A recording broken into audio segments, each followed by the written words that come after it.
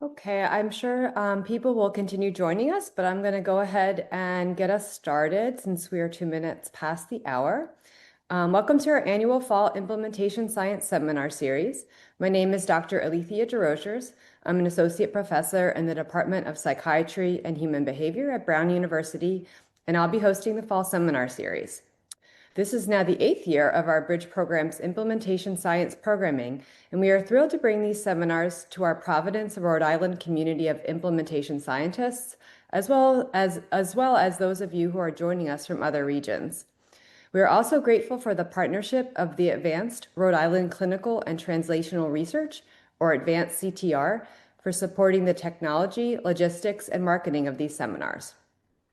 We also recognize our partnership with the Brown Alcohol Research Center on HIV for their support. And now it's truly my pleasure to introduce our speaker for today, who's a friend and colleague of mine, Dr. Maggi Price. Dr. Price is a licensed psychologist and assistant professor at Boston College. She specializes in developing and testing multi-level implementation strategies and clinical interventions to promote mental health equity for youth with stigmatized identities, like LGBTQ youth, youth of color, and girls. Dr. Price's federally funded research has focused primarily on improving transgender youth mental health in mental health care, community health care, and in schools.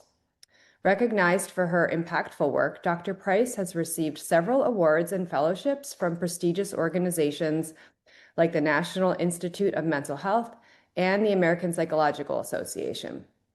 The title of her presentation today is Using Human-Centered Design to Develop Targeted Implementation Strategies to Promote the Adoption of Health Equity Practices. As a reminder, you can put your questions in the chat function throughout the seminar, and I think I'll leave it to Dr. Price to decide if she would like to stop throughout and answer some questions or save it all till the end. We might do things a little bit differently for today. So thank you so much, Dr. Price. I'll turn it over to you now. Thanks so much, Alethea. I'm really excited to be here and present with you all today. I'll jump right in. Alethea covered all of my introduction. So today I will be presenting on a long-term project that I have been working on for 4 or 5 years at this point. So in addition to talking about how I used human-centered design to develop implementation strategies, I'm also going to be telling you about how these strategies were tested. So the title has changed a little bit, so I'm flagging that here. And we have the full hour together. I don't love to hear myself talk for 45 minutes straight. So I would love to at least have some audience engagement. I know we're in a webinar, and so the style is more using the chat versus talking out loud. So there's going to be a couple of breaks that we take for where I ask you to ask me questions, so we can get into a back and forth. So I guess I will be talking and just reading, but I'll read your questions out loud, so it kind of feels like I am talking to someone. Okay. So this project focuses on health equity, and a particular health equity problem among transgender youth. Transgender youth are a population that are near and dear to my heart, and of course experience a lot of mental health inequities, as I'm sure you may be familiar with. So I'm just going to start by telling you about the mental health equity problem that this project addresses, and then how we address that. Okay, so the problem is that transgender youth have worse mental health than cisgender youth on a number of mental health outcomes. And we know that this is because they are experiencing way more discrimination and trauma than most other populations. Of course, this is getting worse and worse as our society becomes more transphobic. So theoretically, they need mental health care to address those mental health problems and the trauma they're experiencing. However, when they go to mental health care, they often experience more discrimination. And of course, when people experience discrimination in treatment, they're more likely to leave treatment. They're less likely to engage in treatment, and therefore less likely to benefit from treatment. So it's clear that clinicians need to do better. Some clinicians do a great job. Most don't know what to do. They don't know what the thing is that they're supposed to be doing to make mental health care more engaging and more effective for this really important population.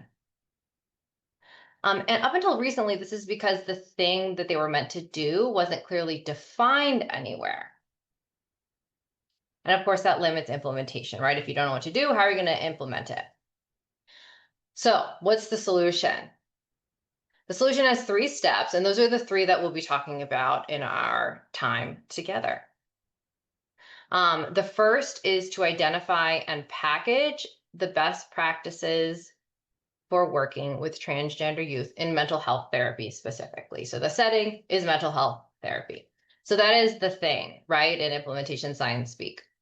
Step 2 is to develop implementation strategies to help clinicians do the thing. And step 3 is to test the intervention and the implementation strategies. We're going to go through step 1 super duper quick. I'm going to give you some resources if you want to learn more about step 1. And then step 2 and step 3 will be the bulk of our time today. Okay. So the methods used across these steps. So first, human-centered design, as promised by the title of this presentation. Some folks, there's kind of this like misunderstanding that human-centered design is by nature community engaged, and it is not. So we also had to integrate community engaged methods to make this a truly participatory research project, which is really important for any research that addresses a health equity problem. And of course, we used implementation science methods. The step 3 is going to be a hybrid type 2 pilot, and then I'll be telling you about the determinant framework that we used for step 2 and the implementation strategy framework we used, etc. So I'll be popping those things in throughout. Okay, so how was this community engaged? First, who created the thing and the implementation strategies? The answer, of course, is community stakeholders. And we worked with stakeholders, meaning my research team. We worked with community stakeholders that represented kind of the whole implementation universe relevant to the health equity problem. So my team, we coordinated the whole thing, and we worked directly with transgender and non-binary youth.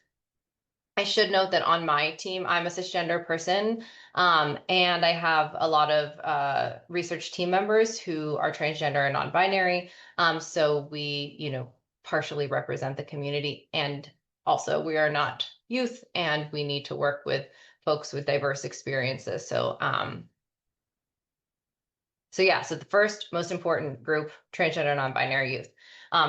We also worked with parents of transgender and non-binary youth. For anyone who does any sort of child-facing work, you know that parents are super integral to that. So we worked with them. We also collaborated with providers who were experts in working with transgender youth. And of course, we worked with providers who were not experts and who may have never even met a transgender client, because those are really our target audience in human-centered design speak. Those are kind of our end users, the people whose behavior really meant the most to us in terms of wanting to change it. Okay, so step 1, again, warning, this is going to be really brief, but I'll send you info on the thing in case you're curious about how we did it. So identify and package the thing. How did we do it? This QR code, and I'm gonna send you, there's something going on with my PDF link, so I'm gonna get it for you by the end of this presentation. I'll send you a PDF for the whole presentation so you can pull these QR codes and you don't need to get your phone.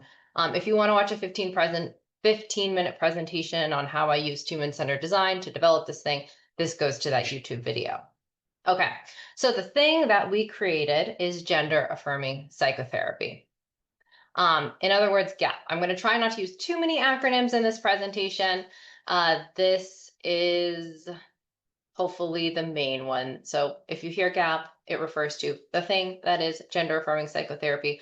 What is gender-affirming psychotherapy? It's really just a set of skills and principles that mental health providers can use to change very slightly what they're already doing in mental health therapy. So in other words, this is a treatment tailoring approach. It's not a standalone treatment like DBT, but you could use DBT and then use gender affirming psychotherapy on top of it to make it more gender affirming. Using skills like asking about gender during intake or understanding that family support is a key protective factor, particularly for transgender youth. Okay. If you want the full list of skills and principles, there's like 38 skills and I don't know, 20 something principles. Check out the paper. I specifically box 1.1 has the full thing, has like really kind of everything that the community and the evidence base has endorsed for gender affirming psychotherapy and what one should do. And then I also did a podcast about this part of the study. So feel free to check that out. Citations on the bottom. Again, if you missed the QR code now, but you want the resource later, you'll be getting it with a copy of your slides. Okay. Oh, great. First break. Questions about GAP, gender affirming psychotherapy, that is. I'm going to pull up the chat and see if anyone has any questions. I know we did that quickly, but it's really just so we could do so many more exciting things.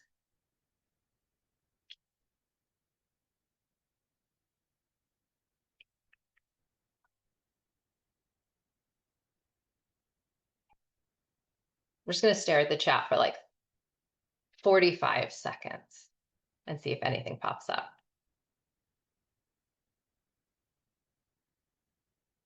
Do you look at differences in the GAP and good question. Sorry, the question is, did you look at the differences in GAP by location?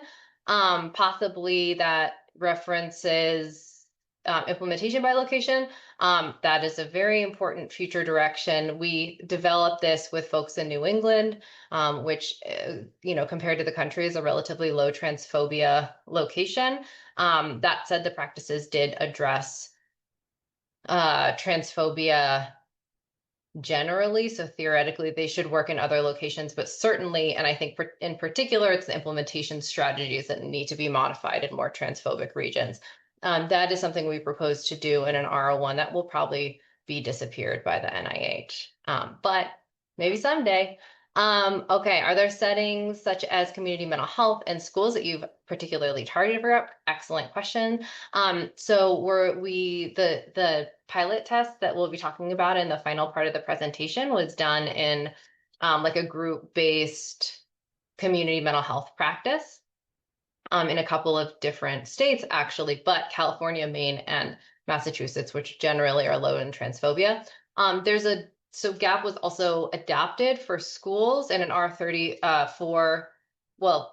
through a few other grants, actually. And then we were awarded an R34 to do a full test of it in schools. That was also terminated. So yes and no to your great question, Hannah.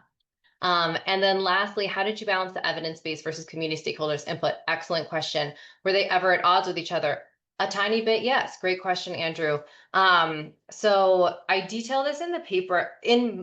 So basically what we did is we did a systematic review.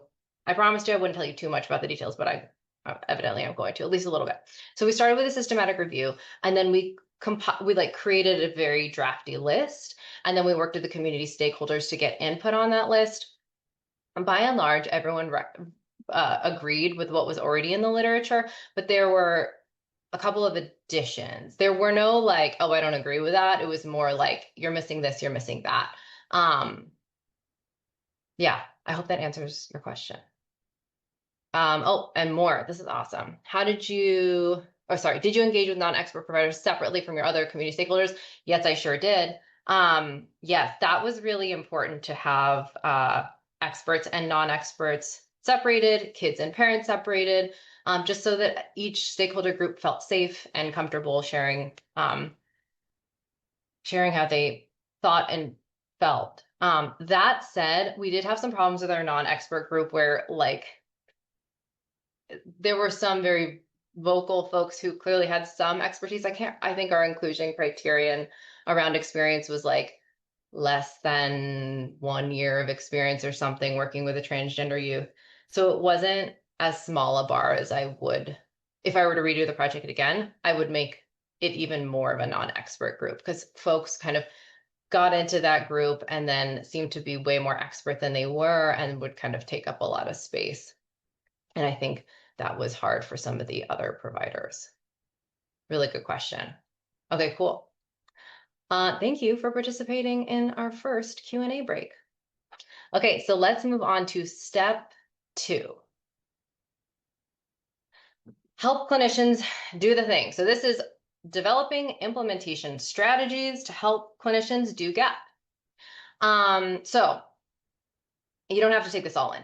This is a schematic of Aaron Lyon and colleagues' human-centered design, discover, design, build, and test framework. This is what we used for the entire project, developmental phase of the project.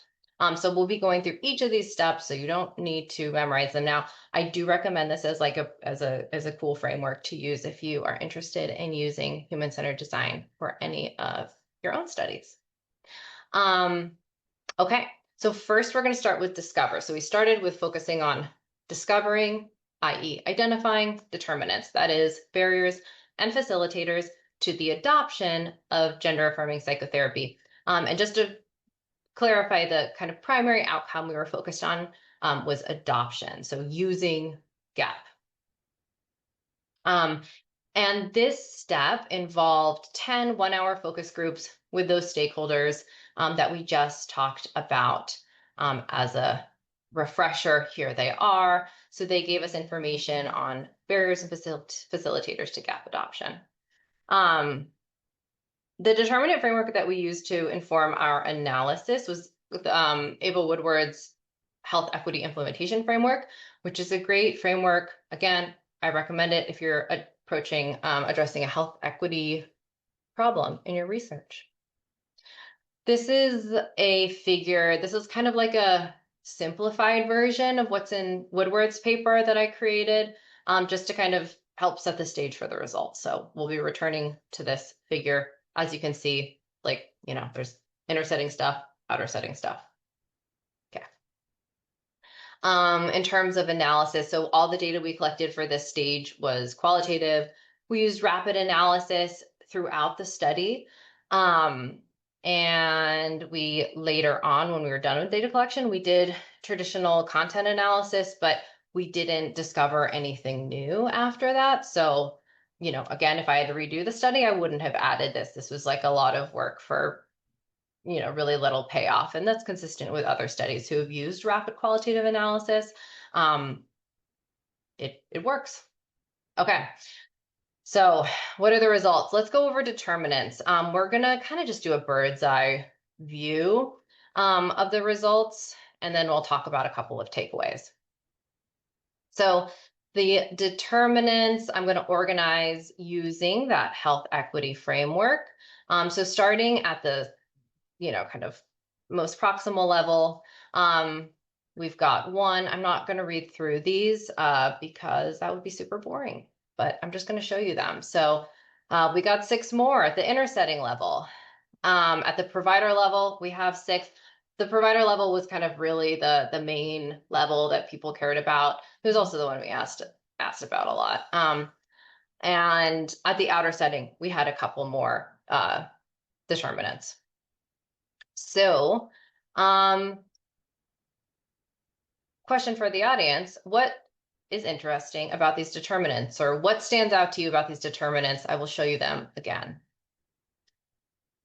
And I think the question is kind of like, what stands out to you that you haven't seen in like 500 other implementation science papers about determinants?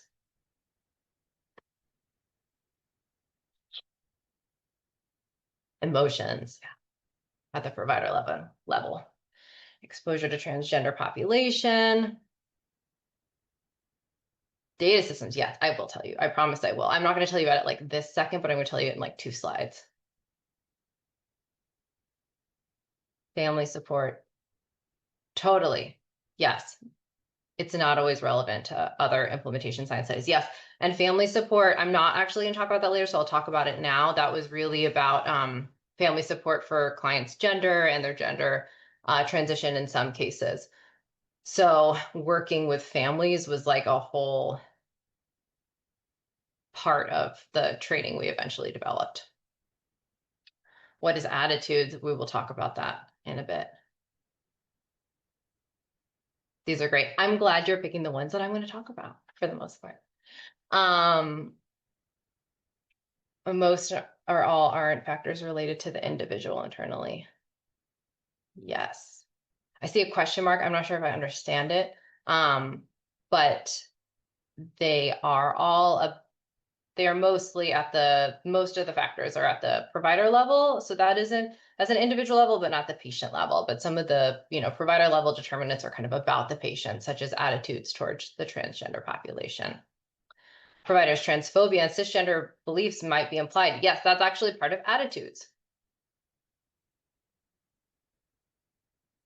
Okay, awesome. Thank you for that. Okay, so let me tell you about the two. Yes, it says, usually not happy with the word attitude because I feel there is more to that than what we see. Absolutely. Attitudes were like, so just so you know how to interpret this was on the last version, not on this. So I apologize. The darker the color in the gradation, the more that determinant was endorsed. And so attitudes was the second most endorsed, and that represents a lot of different kinds of attitudes. And those were also outcomes in part 3 in the trial. So we'll talk about the different attitudes that we measured and whether or not they changed, because there are many different attitudes that matter, beliefs. It's a big word. I agree. Okay. So here are the 2 takeaways about the determinants that really stood out and that we focused on a lot in the paper. And they stood out in that they weren't in a million other papers, and they were really specific to health equity problems, and they were really specific to our particular health equity problem that we were addressing here. So the first is attitude. So you all nailed it, right? Anti-transgender bias specifically stood out as a particular type of attitude that was a huge barrier to gap adoption. So, an illustrative quote from a patient here, I had my own clinician say, "Are you sure this is what you want to do?" And others who questioned if this was just a phase, like trying on an outfit. Right. So clinicians' own biases about the patient population that they are treating get in the way of using best practices. This may be kind of obvious as I say it out loud, but certainly this is not necessarily something that's measured in a lot of implementation science studies. We're often looking at attitudes towards practices, which is something we also measured, but attitudes towards the population really, really matter for health equity problems. Key facilitator, the second takeaway, was that a key facilitator was experience with the patient population. Someone did note exposure to the transgender population stood out. Again, this is not necessarily something that, every IMPSI study talks about. It's also a pretty big barrier, right? Lots of providers have not seen or talked to or engaged with the transgender community until a transgender client walks into their office. And so figuring out how do we leverage that facilitator in our implementation strategies was a tricky question that we needed to answer. Okay. So question, oh, we already did that, didn't we? No, we didn't. We didn't do this. Sorry. Any questions about determinants? I know we went through that at rapid speed. We're going to do implementation strategies next.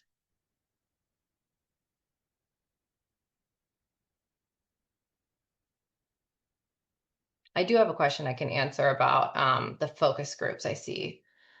You mentioned doing 10 1-hour focus groups. How are those split up between your community stakeholders? Also, how did the first versus follow-up focus groups differ? Great question. I'll answer the first. I don't remember. I'm sure that's detailed in the paper. I think everyone got so kids, parents, experts, non-experts, probably everyone got definitely everyone had at least one group. I think there was, I remember we ended up spending a lot more time with the providers towards the end of the study because they were the ones who were the implementers. I think like minimum 2 groups, and I'll give you the link to the paper when we're done with this so you can check out the details. Great question. And then first versus follow-up groups differ. So because we were doing rapid qualitative analysis, we did qualitative analysis like between every single group for at least like a couple of hours. And so we were like, it was really generative. So we would identify determinants, figure out like what questions do we still have left? What's a different way to ask these questions? Like, what are we missing? Are we, not getting the inner setting as much as the provider level or vice versa? And then we would adapt our interview protocol for the next group, and reference. And it was very like kind of like classic community engaged methods where you're member checking. So you're like, okay, these are the results from the last group. Like, what are your thoughts on that? What's missing? What should we add, in addition to changing our protocol? Hopefully that answers that question, but let me know if not. How did you develop the initial interview guide in your code book? Oh, my memory. I don't know if it's strong enough for that question. That's a great question. I'm sure I hopefully wrote about it in the paper.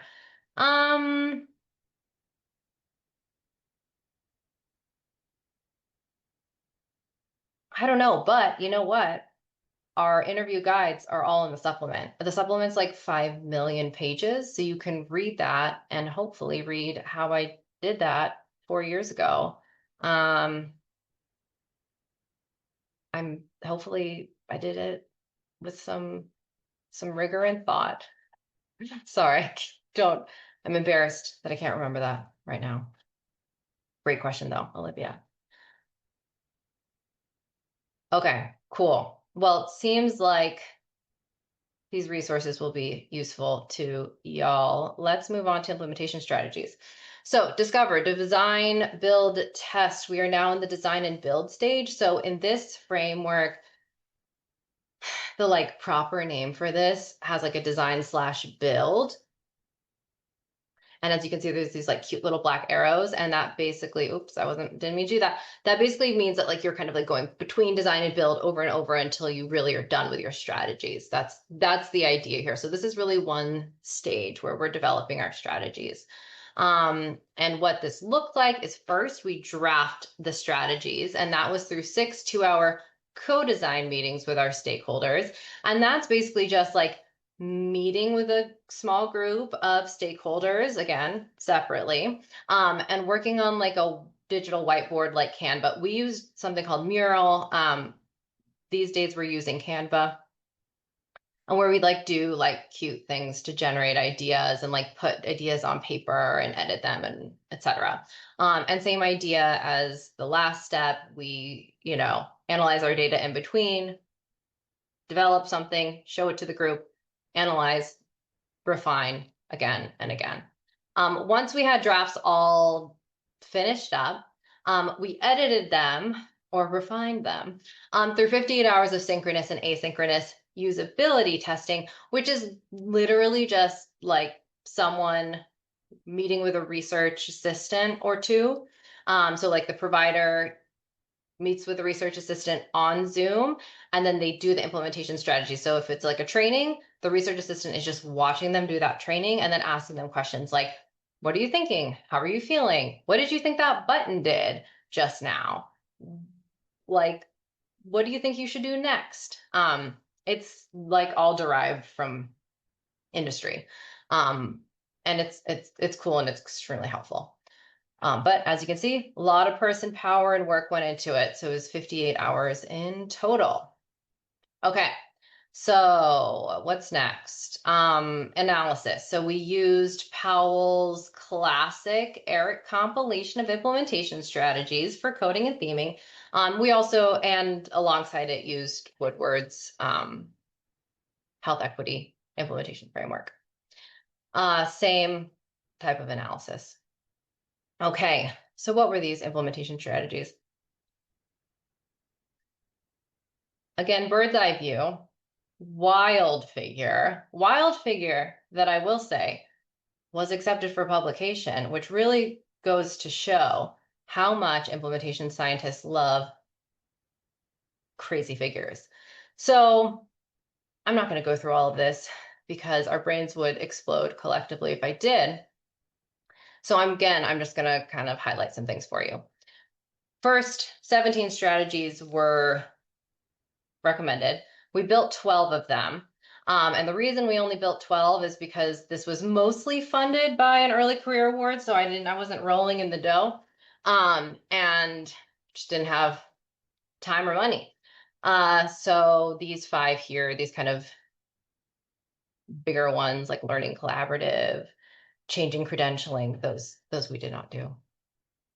Of the 12 that we created, 8 were packaged into one single online self-paced training. Some might call this an implementation intervention. Some might call this a multi-strategy implementation package.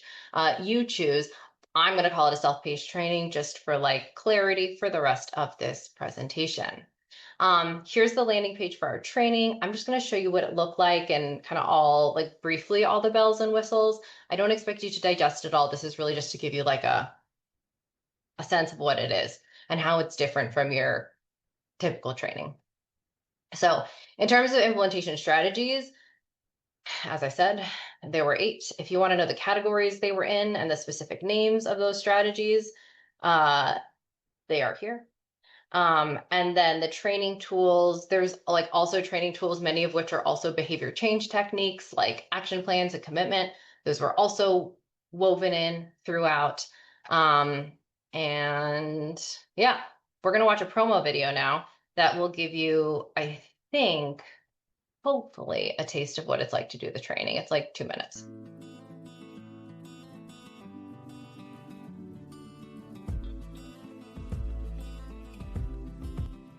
In a world rich with diversity, everyone holds the promise of bringing unique contributions to our collective story.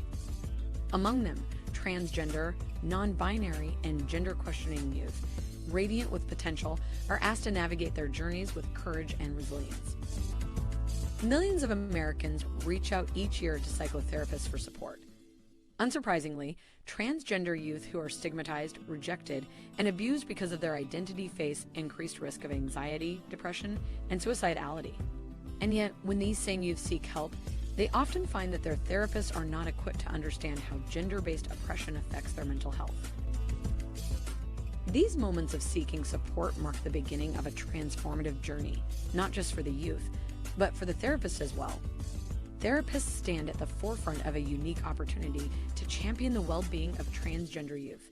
By embracing continuous education and understanding, we can become pivotal supports, transforming challenges into pathways to empowerment and resilience. To provide transgender youth with improved therapeutic experiences and outcomes, and to help caring therapists provide the best possible support, we developed gender-affirming psychotherapy training based on input from transgender youth, their caregivers, and mental health providers. This self-paced online training is broken into 12 modules that cover essential topics, such as practicing new terminology and pronouns, learning how to refer clients to other gender-affirming providers, and helping caregivers be more supportive. At the completion of this 8-hour training, you are eligible for continuing education credits from the American Psychological Association, the National Board for Certified Counselors, or the National Association of Social Workers. Let's take a quick tour of just a few of the learning activities found in the training. Personal stories make the training relatable and real as you hear from transgender patients, their caregivers, and experienced therapists. Practice sessions. I'm just going to pause real quick to just flag that patient stories were like a really important part of this training that stakeholders really wanted and that our trainees really loved. And the part of the reason that they were integrated so heavily was because they affected multiple determinants. So, kind of thinking about like classic social science contact theory, they provide some experience with the transgender population, even if it's imaginal. And they there's another one, which is theoretically, meant to overcome anti-transgender bias, or, basically it's that intergroup contact idea. Okay, we'll finish this off. Help you develop important skills, like this exercise that helps you understand and use pronouns appropriately. Action plans help you translate your newfound knowledge into the real world by identifying specific skills you can implement in your practice.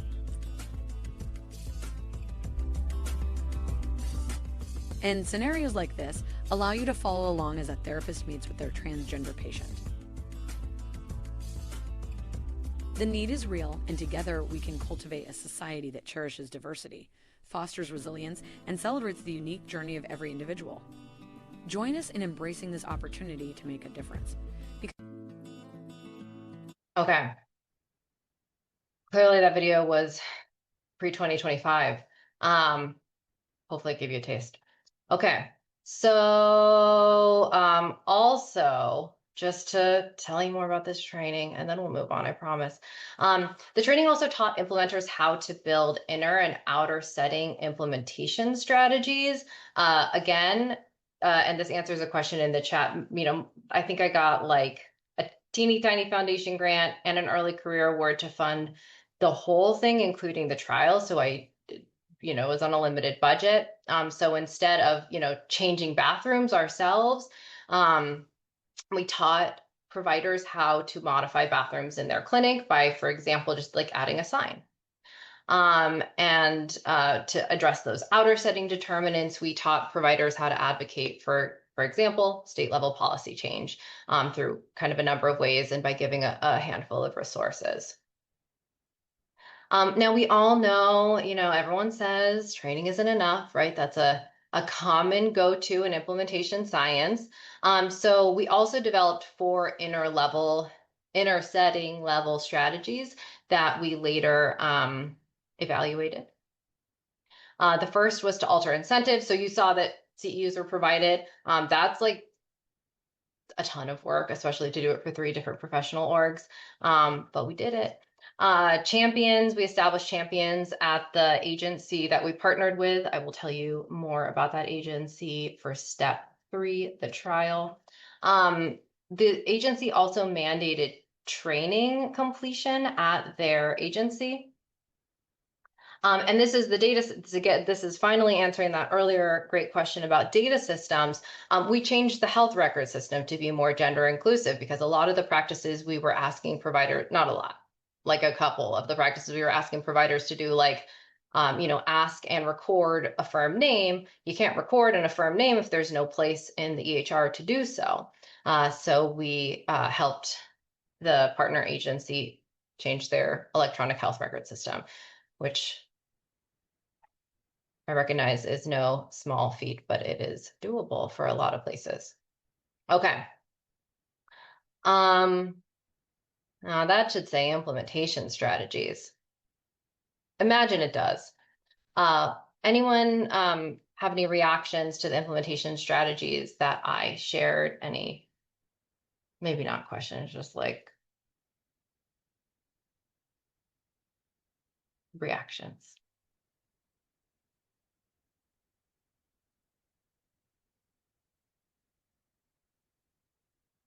I just got a time check. I should probably move on soon-ish.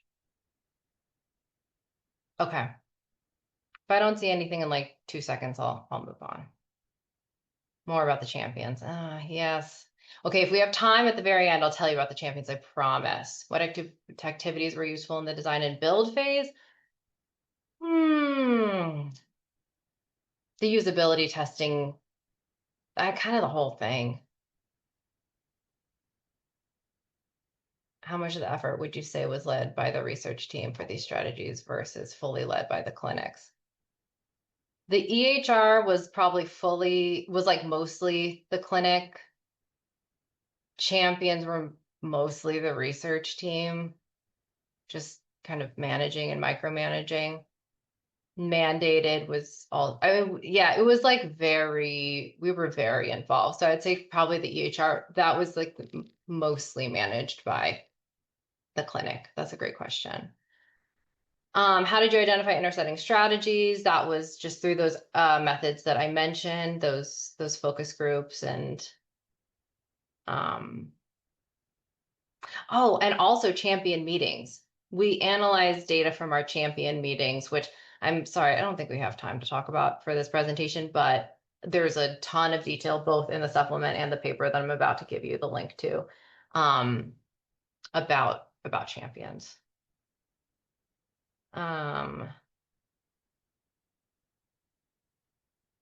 Did anyone share any challenges related to youth being on their parents and guardians' insurance? Yes, that is something that is a common problem, and we did address that in the training.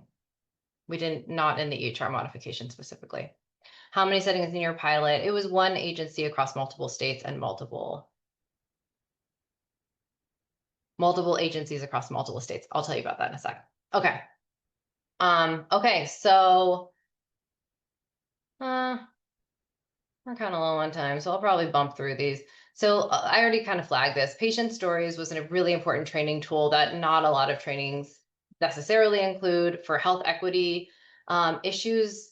I would argue that they are important because they provide experience with the patient population.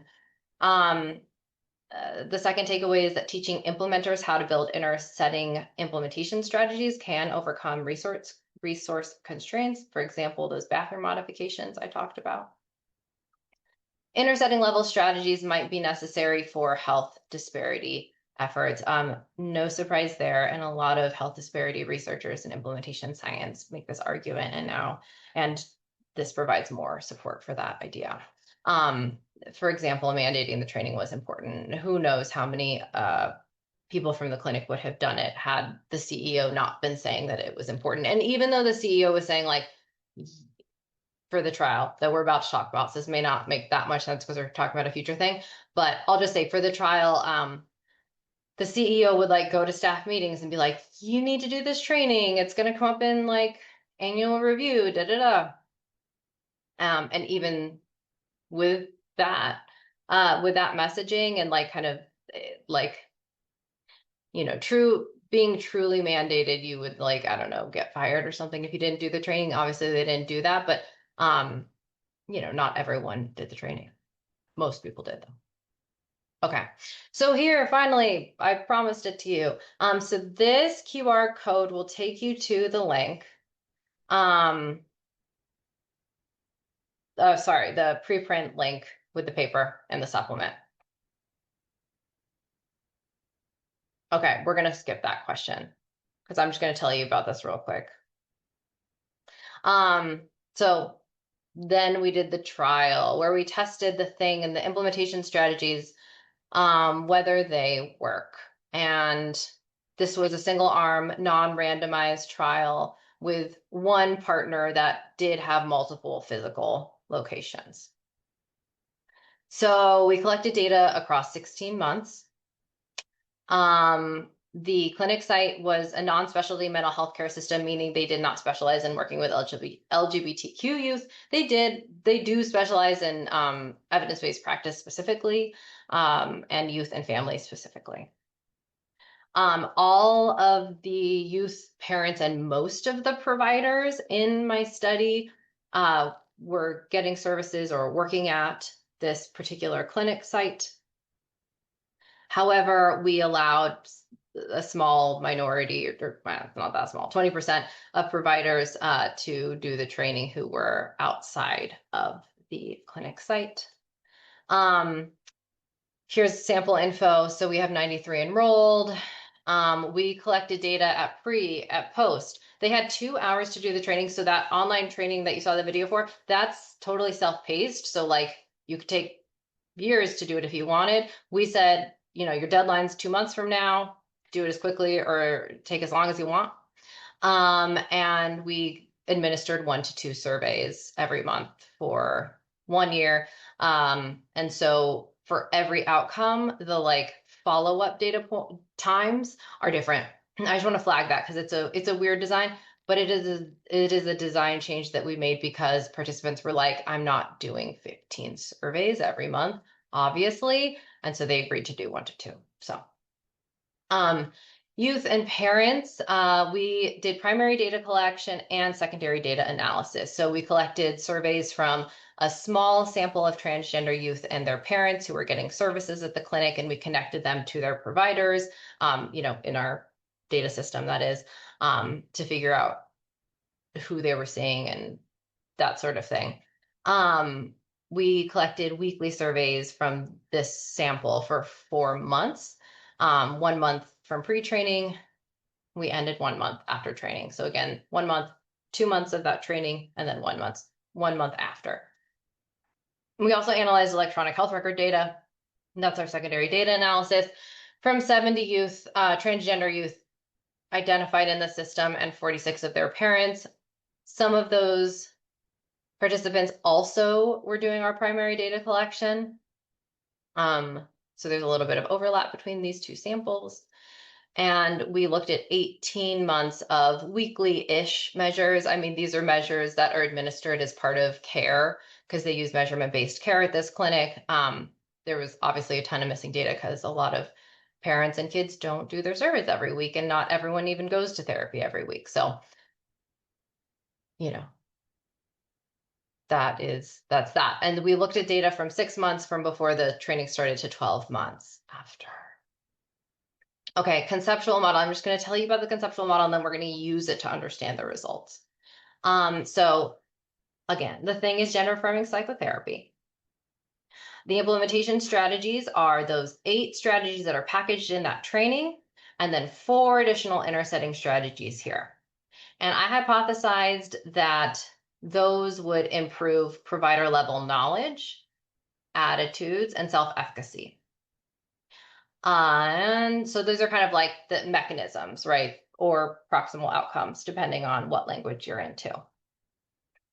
And then I hypothesized that if you had increases in these things, knowledge, attitudes, self-efficacy, you would also see increases in our primary outcome, which is adoption of GAP. And then most distally, if I hypothesized that if providers were using more gender-affirming psychotherapy practices, then the mental health of their patients would also improve, such as depression, behavior problems, etc. So I looked at this full conceptual model. I'll tell you what the results were, probably at lightning speed. Okay, so first let's look at the implementation mechanisms. Research question here was, did hypothesized mechanisms improve? Information about the analyses are right there. Okay, so here are the results. So we measured knowledge in 2 different ways. The first was acquired knowledge, which we evaluated through quizzes, and we found that that improved in the short term, but not at follow-up. Not super surprising. Perceived knowledge, that is, did providers think they had gained knowledge? That improved in the short term and long term. So they believed that they had gained knowledge at post and follow-up. Okay, next result, attitudes. So we talked a little bit about this before. We measured attitudes in a variety of ways. So we did attitudes towards the practices, classic way to do it, right? We also did attitudes about gender diversity and attitudes about transgender patients. We found changes in the short and long term for all 3 types of attitudes. And the details are here. There were a couple of non-significant follow-up time points, but most were significant. And lastly, self-efficacy significantly improved in the short and long term. And I put in standardized betas in all these slides so that you could more or less compare across outcomes. And self-efficacy was kind of really our winner in terms of the strength of the associations that we saw. So we saw nice, robust changes over time. Okay, so what's the answer? Yes, we saw improvements. So that was great. So what about outcome? Did we see behavior change? We measured behavior change not in any sort of fancy way like role play or video observations. We just asked providers if they were using these practices. And so yeah, RQ2, did the outcome improve?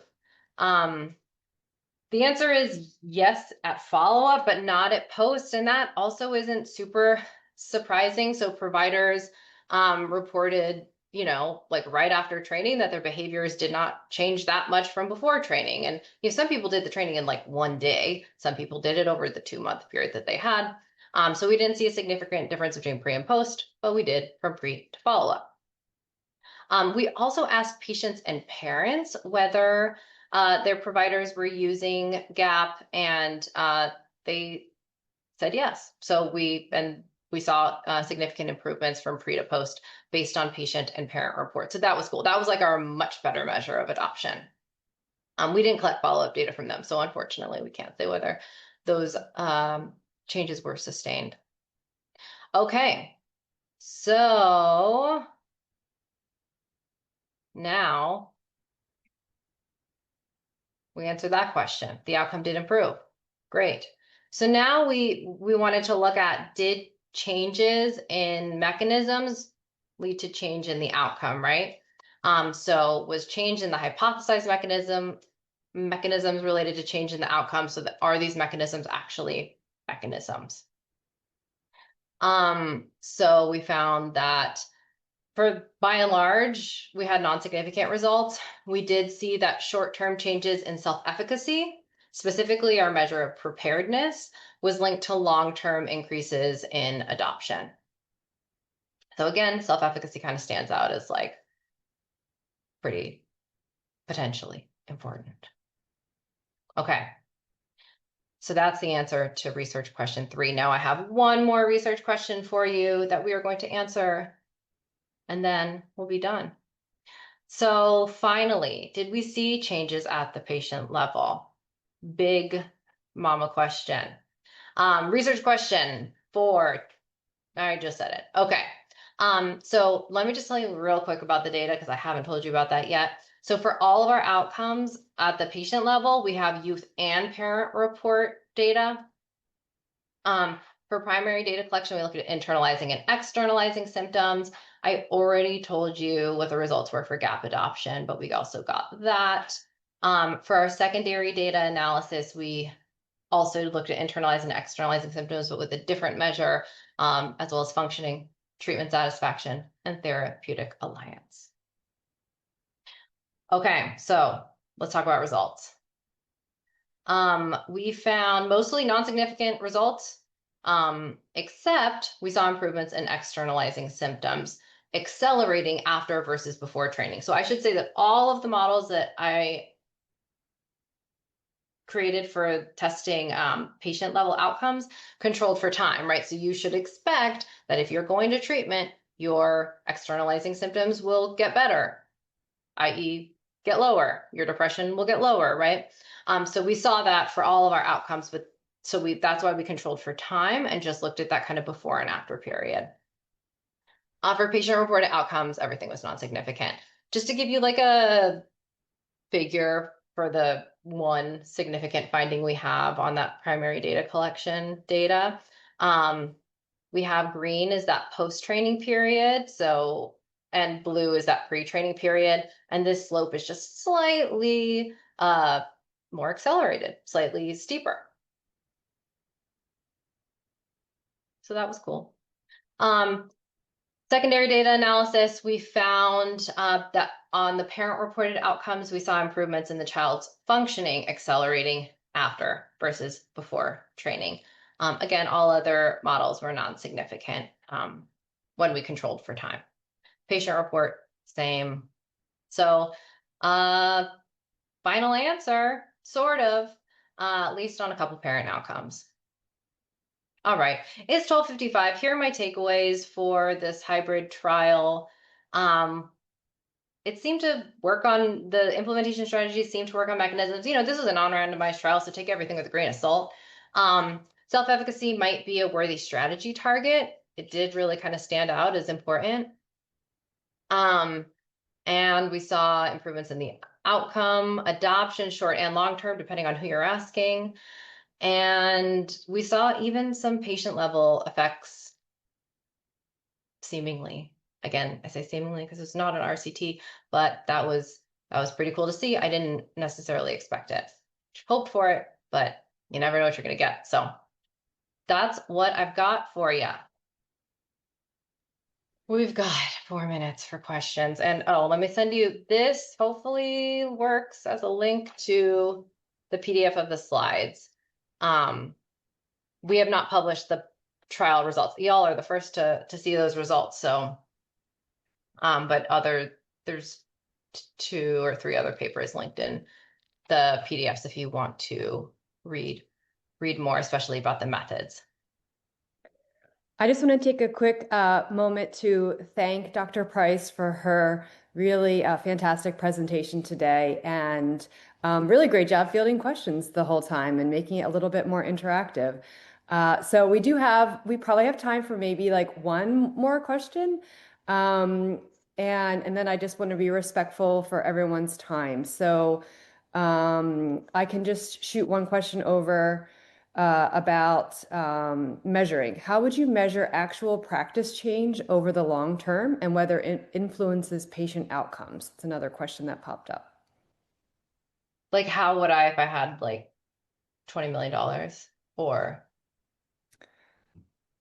I think give it a shot probably. and Okay, then okay, we'll yeah. see if it answers the question.